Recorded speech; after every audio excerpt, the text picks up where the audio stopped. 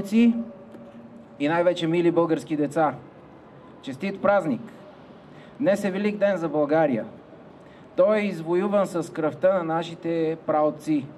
Той струва скъпо, но благодарение на тежките години в живота и историята на нашата родина, на нашия народ, ние сега знаем каква е цената на независимостта и каква е цената на човешките права.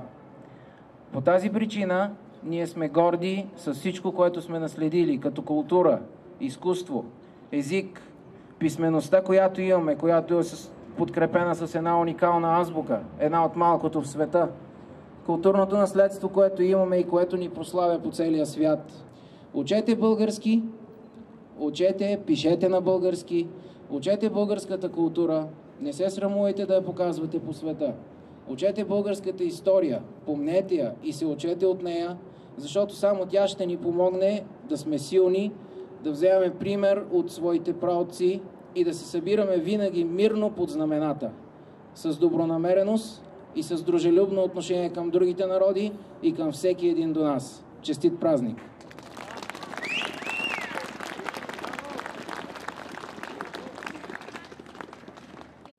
Здравейте, скъпи сънародници! Поздравителен адрес по повод националния празник на Република България от Асоциацията на българските училища в чужбина. Уважаеми сънародници, на 3 март преди 134 години започва историята на нова свободна България. На този ден отбелязваме националния празник на републиката ни. Денят на освобождението всяка година е повод да изразим своята почет към хилядите герои, отдали живота си за свободата на България. 3 марта е и празникът, който ни зарежда с порива за дълга и патриотизма, водили смело нашите предци в борбите за национално освобождение и обединение. Славното минало на нашия народ ни задължава да бъдем упорити в отстояване на националния идеал днес и за в бъдеще, както и в общата ни воля за свобода и единение, въпреки предизвикателствата на съвремието. Поздравяваме ви с националния празник на България. Управителен съвет на Асоциацията на българските училища в чужбина, Боян Кулов, София, 3 март 1912 година. Точно на 3 март в Чикаго, на най-българския празник, сме заобиколени с много весели лица и много гости от различни точки на Америка и на България. Добър ден! Ако нямате нищо против, бихте ли ни казали как се чувствате като българин, празнуващ 3 март в Чикаго, не в България, а тук в Америка? Горд съм да съм българин в Чикаго, горд съм да съм българин по всички краи на света. Чудесно! Посещавате ли някои от българските училища? Да, участник съм в училище Слънчо Гледи в Глен Елен. Чудесно! А какво бихте искали да кажете на връстниците си в България от Америка? Бъди горди, че сте българи и продължавайте да учите български. Много е важна ролята на българските училища в опазването на българския дух и българското съзнание не само в България, но особено в чужбина. И в столицата на българите в Чикаго ние сме щастливи да имаме 7 или 8 училища. С Живка Петрова, която е директор на едно от училищата, разговаряме в един много хубав ден, деня в който се издига българското знаме в центъра на град Чикаго. Как се чувствате като директор на училището, с вашите възпитаници зад вас и като българин? Като на празник, за мен това е един много голям празник и много се радвам, че можем да присъстваме заедно с моите ученици. Много се радвам, че децата могат днес да получат своя урок по история на открито. Когато разговаряхме с тях, нямаше нито едно дете, което да не поиска да дойде, значи всички са почувствали важността на празника.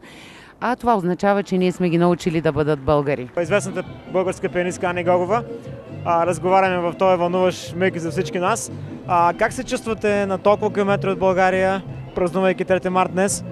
Изключително развълнувана. Днес е един изключително важен празник за нас, българите, и когато човек се намира толкова далеч от родината си, усещането е невероятно да може да посрещне празника в компанията на сънародници, сред хубава българска музика, с изпълнение на малките деца от различните училища. Много е вълнуващо. Бихте ли споделили няколко изречения за ролята на българската култура в опазване на българския дух отново в имиграция и извън България? Каква е тя и как я виждате? Българската култура е това, което ни е държало като нация през годините на робство, както и тя е това, което ни държи чужбина като имигранти. Културните събития, които се провеждат тук, едва ли нашия български дух може да се запази толкова здрав. В Чикаго специално се провеждат много неща, случват се много концерти български, идват ни гости от България. Тук имаме прекрасни ансамбли, които се занимават с съхраняването на българските фолклорни традиции, песни, танци. Имаме 8 училища, в всяко от които се изучават българските история, география, също се учат българска музика и така нататък.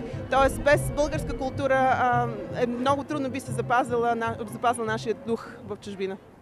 На живи и на мъртви, България с безброй баташки църкви, с гробища и паметници светли, с този жертвен въздух, който свети на тебе вечно като вечен огън. Аз искам да те събера в стих. Не мога. Аз искам цялата да те пригърна. Ръцете ми не стигат. Как да върна това, което ти си ми дарила? Не мога. Първо да поздравя всички българи, няма значение къде са по света с този наш празник. И както виждате тук в Чикаго, студ, мраз, ние сме на бойното поле. И сме щастливи, че чикагци и американци разбраха за нас и за нашия дух български. По-миналата година бехме 50 човека, миналата година бехме 70, а тая година сме някъде между 350 и 400.